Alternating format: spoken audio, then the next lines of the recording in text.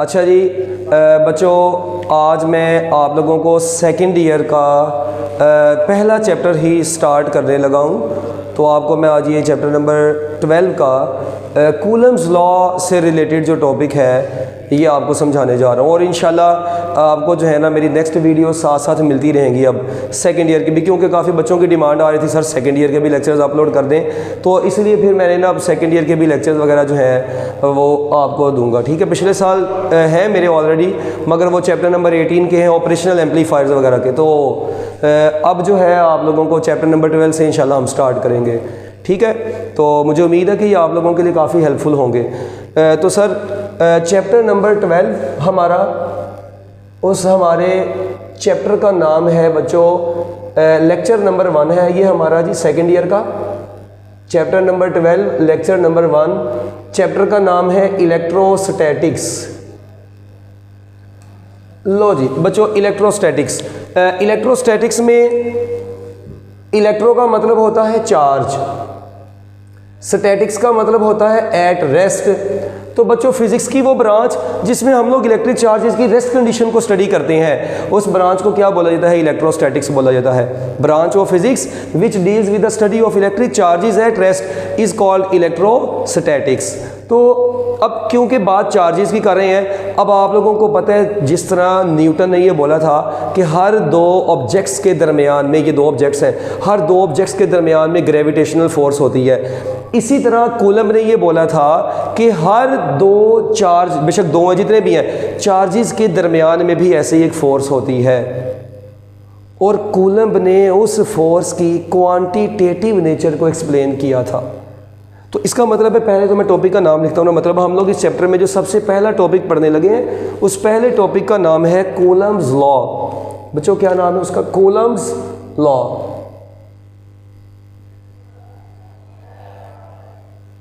तो 1784 AD में French military engineer था ये, 1784 AD में। ठीक है जी, ये था फ्रेंच मिलिट्री इंजीनियर था कूलम। ठीक है जी, और इसने ये बताया था कि दो चार्जेस के दरमियान में क्वांटिटेटिव, कौन सी? Quantitative nature of force. बच्चों चार्जेस के दरमियान में फोर्स की क्वांटिटेटिव नेचर को एक्सप्लेन किया था कूलम ने सबसे पहले। इसने ये बोला, सपोज करते हैं बच्चों हमारे पास एक चार्ज है Q1, एक दूसरा चार्ज है Q2। इस वक्त आप लोग ज़रा गौर करें, इन दोनों चार्जेस के दरमियान में एक डिस्टेंस है। अच्छा सपोज करते हैं वो डिस्टेंस है R, इनके सेंटर से डिस्टेंस ये मैयर होगा। और आप लोगों को पता है इन दोनों चार्जेस के दरमियान में फोर्स भी हो सकती है। अब वो फोर्स, बल्कि हो नहीं सकती, होती है। अब वो फोर्स अट्रैक्शन की भी हो सकती है, रिपल्शन की भी हो सकती है। वो डिपेंड करता है इन टाइप ऑफ चार्जेस के ऊपर। अगर ये दोनों चार्जेस पॉजिटिव हुए बच्चों, आपको पता है इनके दरमियान में फोर्स ऑफ रिपल्शन होगी। अगर ये दोनों चार्जेस नेगेटिव हुए तब भी रिपल्शन होगी। अगर दोनों में से एक पॉजिटिव एक नेगेटिव हो गया, एक नेगेटिव एक पॉजिटिव हो गया, तो अट्रैक्शन होगी। इट मीन्स कूलम ने ये बोला कि इन दो चार्जेस के दरमियान में एक फोर्स होती है। This force may be attractive और repulsive, it depends upon the nature और टाइप्स ऑफ द चार्जेस। अच्छा, अब चार्जेस की अगर बात करें, इसका मतलब है अकॉर्डिंग टू कूलम। बच्चों कूलम के मुताबिक हम लोग ये कहेंगे कि force between the charges is directly proportional to product of the magnitudes of the charges. और ये चार्जेस जो हैं ये पॉइंट चार्जेस यहाँ पर डिस्कस हो रहे हैं, याद रखना है। ठीक है, अब force between 2 point charges is directly proportional to product of the magnitudes of the charges, and this force is inversely proportional to square of the distance between them। ये force charges के magnitude, ठीक है, product के बराबर होती है। यानी this force is directly proportional to product of the magnitudes of the charges and inversely proportional to square of the distance between them। Okay, अब इसका मतलब है कूलम ने ये दो बातें की, इसको मैं कहता हूँ जी जो इसने पहली बात की है जी, स्टेटमेंट नंबर 1 है, ये 2 है। अगर मैं इन दोनों के मुताबिक इसको देखूं, from 1 and 2 we can say that कि f is directly proportional to q1 q2 and inversely proportional to r square. तो बच्चों आपको पता है जब हम इस प्रोपोर्शनैलिटी के साइन को क्या करते हैं, ख़त्म करते हैं, तो यहाँ पर आ जाता है f is equal to constant q1 q2 over r square. इस कांस्टेंट को यहाँ पर कूलम्स कांस्टेंट बोला जाता है और ये k होता है, तो k q1 q2 over r square आ गया है। तो ये थी बच्चों कूलम ने जो बात की थी। अब ना यहाँ पर बड़ी इंटरेस्टिंग चीज़ है जो मैं आपको बताने लगा हूँ, ज़रा गौर से सुनिएगा। मैंने बोला कि कूलम्स लॉ जो होता है वो दो चार्जेस के दरमियान में क्वांटिटेटिव नेचर को एक्सप्लेन करता है। किसको एक्सप्लेन करता है? क्वांटिटेटिव नेचर को। देखो अगर ये दोनों चार्जेस, मैं कहता हूँ एक 2 कूलम का है एक 3 कूलम का है, तो बच्चों इनके दरमियान में सपोज करो एक फोर्स आ गई। अगर ये 2 था ये 3 था, अगर मैं इसको 4 कर दूं इसको 8 कर दूं, दोनों चार्जेस का प्रोडक्ट बढ़ जाएगा, magnitude of the product of the charges बढ़ जाएगी और कूलम्स फोर्स जो होगी उनके दरमियान में बढ़ जाएगी। इसका मतलब है चार्ज की मैग्नीट्यूड को बढ़ाते जाएंगे तो चार्जेस के दरमियान में जो कूलम्स फोर्स होगी वो भी बढ़ती जाएगी। और फिर कूलम ने इस चीज़ का भी अंदाज़ा लगाया, बल्कि इस चीज़ को भी इसने बताया कि अगर चार्जेस के दरमियान में डिस्टेंस को डबल करते थे तो फोर्स रिड्यूस होके ना हाफ नहीं होती थी बल्कि 4 टाइम्स डिक्रीज करती थी। वहां से ये भी बात पता चली कि ये फोर्स जो होती है ये इनवर्स स्क्वायर लॉ को ओबे करती है। इस लॉ को हम लोग क्या बोलते हैं बच्चों? इनवर्स स्क्वायर लॉ बोलते हैं। इसे क्या बोलते हैं? इनवर्स स्क्वायर लॉ बोलते हैं। अब ना यहाँ पर लोगों के बड़े सवाल आते हैं जी, ये पॉइंट चार्ज क्या होता है, ठीक है, इसके अलावा जी इनवर्स स्क्वायर लॉ को ही क्यों ओबे करती है। तो ये सारी बातों के जवाब आपको इंशाल्लाह आगे मिलते जाएंगे साथ साथ। अच्छा, अब यहाँ पर आप लोगों ने गौर करना है एक बड़ी इंपॉर्टेंट चीज़। मैं अगर आप लोगों से पूछूं बच्चों ये Q1 है ये Q2 है, सपोज करते हैं Q1 है, Q1 जो है ना वो है 2 कूलम और Q2 जो है वो 3 कूलम है, तो मैं आप लोगों से पूछूं बड़ा चार्ज कौन सा है, सारों ने कहना है Q2 और वाकई बड़ा है। मैं कहता हूं जी छोटा कौन सा Q1 है। अच्छा, मैं फिर पूछूंगा बताओ कौन सा चार्ज ज़्यादा फोर्स लगाएगा अगर ये दोनों पॉजिटिव हो। अब देखो दोनों रिपेल करेंगे ना, अब मुझे बताओ दोनों के दरमियान में फोर्स ऑफ रिपल्शन है, ज्यादा फोर्स कौन लगाएगा Q2 या Q1? तो सारे ने जवाब दे देना सर जी ये Q2। ओ भाई, Coulomb's force is mutual force, ये याद रखना। मैं एक बड़ी इंपॉर्टेंट लाइन बता रहा हूं आपको, कूलम्स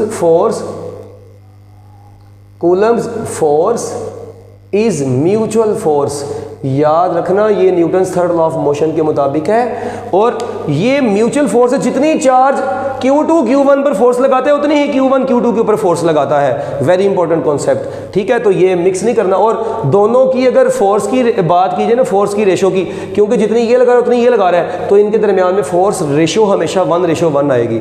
बड़ी इंपॉर्टेंट चीज़ थी ये। अच्छा, अब देखें जरा इधर आप लोग थोड़ा सा गौर करें। अब यहाँ पर ना K आ गया है। अब इसका मतलब है कि आपको पहले K के बारे में पता होना चाहिए। बच्चों इस K को हम लोग कूलम्स कांस्टेंट बोलते हैं। क्या बोलते हैं बच्चों? इसको कूलम्स कांस्टेंट बोला जाता है। अब इस कूलम्स कांस्टेंट के बारे में कुछ पॉइंट्स आपको बता दूं। कूलम्स कांस्टेंट का जो फार्मूला होता है ना बच्चों, ये 1/4 पाई एप्सिलॉन नॉट होता है। अब ये एप्सिलॉन नॉट जो होता है इसको बोलते हैं परमिटिविटी ऑफ फ्री स्पेस। क्या बोलते हैं इसको? परमिटिविटी ऑफ फ्री स्पेस बोलते हैं। और इसकी वैल्यू एयर के लिए ये देखें ज़रा, यहाँ पे 1/4 पाई की जगह पर 3.14 और एप्सिलॉन नॉट की जगह पर बच्चों आएगा 8.85 इंटू 10⁻⁻12। ये इसकी वैल्यू है एयर के लिए। तो जब बच्चों हम लोग इसको सोल्व करते हैं तो हमारे पास आंसर आ जाता है 9 into 10⁻9 newton metre square over coulomb square. ये K के यूनिट्स निकालना कोई मुश्किल चीज़ नहीं है। R स्क्वायर इधर डिवाइड हो रहा है, इधर आके मल्टीप्लाई हो जाएगा, Q1 Q2 इधर आके डिवाइड हो जाएगा। तो newton metre square over coulomb मिलके coulomb square. So newton metre square पर स्क्वायर कूलम जो है इसका यूनिट है K का। अब एक बात यहाँ पे और, इसका मतलब K का यूनिट आया newton metre square over coulomb square. तो एप्सिलॉन नॉट तो इसके उल्ट है ना, इट मींस एप्सिलॉन नॉट के यूनिट क्या हुए? यानी अब देखिए अगर K के यूनिट है newton metre square over coulomb square, तो बच्चों एप्सिलॉन नॉट के यूनिट जो होंगे वो होंगे coulomb square over newton metre square. तो इसमें कोई परेशानी वाली बात नहीं है, ठीक हो गया। अब दूसरी बात, ये जो मैंने वैल्यू निकाली है ना बच्चों, ये एप्सिलॉन नॉट की वैल्यू सिर्फ और सिर्फ मैंने अभी आप लोगों को बताई है एयर के लिए। तो बच्चों इसी तरह ये जो K की वैल्यू आई है ये भी सिर्फ और सिर्फ एयर के लिए आई है, ठीक हो गया। एक बड़ी इंपॉर्टेंट चीज़ है, एयर या फ्री स्पेस की बात करते हैं हम। अच्छा, इसके बाद अगर आप लोग यहाँ पर थोड़ा सा गौर करें ना, k is equal to 1/4 epsilon naught में यहाँ पे एक चीज़ है बड़ी इंपॉर्टेंट। मुझे ये बताओ बच्चों, ये जो k की वैल्यू आई है, ये k की वैल्यू किन किन चीज़ों पर डिपेंड करती है, इसकी dependence, very important concept. Sir k की वैल्यू दो चीज़ों पर डिपेंड करती है, एक है nature of the medium, nature of medium between charges, nature of the medium between charges, और बच्चों दूसरा है system of units, system of units in which F Q R are measured. बच्चों जिन यूनिट्स में हम लोग फोर्स, चार्ज और डिस्टेंस को मेजर करेंगे उन यूनिट्स पर भी डिपेंड करता है। कैसे? देखो इस वक्त यहाँ पे न्यूटन है, अगर मैं ये न्यूटन है, ये मीटर है, ये कूलम है, अगर मैं ये सारे एसआई यूनिट्स हैं बच्चों, अगर मैं इनको एसआई के अलावा कन्वर्ट करना शुरू कर दूं, इसको सीजीएस में कन्वर्ट कर दूं, तो आपको पता है जिस तरह न्यूटन डाइन होता है, मीटर सेंटीमीटर होता है। तो मुझे एक बात बताओ, ये ओवरऑल चीज़ जब ये सीजीएस यूनिट्स में जाएगी, क्या आंसर यहाँ पर यही रहेगा? नहीं, ये भी चेंज हो जाएगा। इसका मतलब है सिस्टम ऑफ यूनिट्स के चेंज करने से k की वैल्यू चेंज हो जाएगी। दूसरी बात, एयर के अलावा आप लोगों को पता है, एयर के अलावा अगर कोई मीडियम हो, ये देखो ये k के ना दो फार्मूलाज हैं, एक है k is equal to 1/4 epsilon naught और एक है 1/4 एप्सिलॉन नॉट एप्सिलॉन आर। ज़रा आप लोग गौर करो, ये एप्सिलॉन आर को बोलते हैं रिलेटिव परमिटिविटी, ये एप्सिलॉन नॉट जो होता है परमिटिविटी होती है। अब ये देखें ज़रा, एक यहाँ पे एप्सिलॉन आर, याद रखिएगा इसके कोई यूनिट्स नहीं होते, ये मैं अभी आपको थोड़ी देर बाद जाके बताऊंगा। तो यहाँ पर तीन चीज़ें मैंने लिखी हैं, k को बोलते हैं कूलम्स कांस्टेंट, k को बच्चों क्या बोलते हैं? Coulomb's constant. इसको बोलते हैं परमिटिविटी ऑफ फ्री स्पेस, क्या बोलते हैं? परमिटिविटी ऑफ फ्री स्पेस, ठीक है। और बच्चों इसी तरह इसको बोलते हैं रिलेटिव परमिटिविटी। अब रिलेटिव परमिटिविटी क्या होती है ये मैं अभी आपको बताता हूं। तो अब आप लोग जरा गौर करें, हम ये k को कूलम्स कांस्टेंट और इसको इलेक्ट्रोस्टैटिक कांस्टेंट भी बोलते हैं, जबकि ये जो एप्सिलॉन नॉट होता है ना, इस अकेले को इलेक्ट्रिकल कांस्टेंट भी बोला जाता है। अब इलेक्ट्रिकल कांस्टेंट मैं बोल रहा हूं, ये याद रखना, इसको बोलते हैं इलेक्ट्रोस्टैटिक कांस्टेंट। ठीक हो गया? लो जी, ये एक k है कूलम्स कांस्टेंट, इलेक्ट्रोस्टैटिक कांस्टेंट, इसको इलेक्ट्रिकल कांस्टेंट बोलते हैं, और ये रिलेटिव परमिटिविटी है। ठीक है, ये चीज़ें हैं कुछ जो कि एमसीक्यूज के हवाले से बड़ी इंपॉर्टेंट है। इट मींस जब मैं बात करूंगा किसी और मीडियम की, तो जिस मीडियम की बात करूंगा आपकी बुक में टेबल बना हुआ है रिलेटिव परमिटिविटी का, इसको डाइलेक्ट्रिक कांस्टेंट भी बोलते हैं। तो अब जाहिर बात है, मैं जिस यूनिट्स की भी बात करूंगा, आप लोग जिस मीडियम की बात करूंगा उस मीडियम की रिलेटिव परमिटिविटी की वैल्यू आप लोगों ने यहाँ पर पुट कर देनी है। आप लोगों के पास k की वैल्यू क्या होके आएगी? चेंज होके आ जाएगी। इसका मतलब k की वैल्यू दो चीज़ों पर डिपेंड कर रही है। सो फाइनली अभी तक मैंने कूलम्स फोर्स का ये फार्मूला लिखा है जी, 1/4 epsilon naught Q1 Q2 over R square. ले बच्चों, ये आप लोगों के पास ये फार्मूला सिर्फ और सिर्फ उस वक्त का है जब दो चार्जेस के दरमियान में क्या मौजूद है? एयर मौजूद है, अभी और किसी मीडियम की बात नहीं की। तो बच्चों आज का ये लेक्चर अभी कूलम्स लॉ का ख़त्म नहीं हुआ, तो इसी को मैं इंशाल्लाह अभी आपको ना नेक्स्ट लेक्चर के अंदर बताऊंगा। ठीक है, मगर इतनी चीज़ें आप लोगों ने ज़रा अच्छे तरीके से जहन में रखनी है। अभी इससे रिलेटेड MCQs भी हैं, वो भी इंशाल्लाह हम नेक्स्ट लेक्चर के अंदर करेंगे। ओके जी, अल्लाह हाफिज़।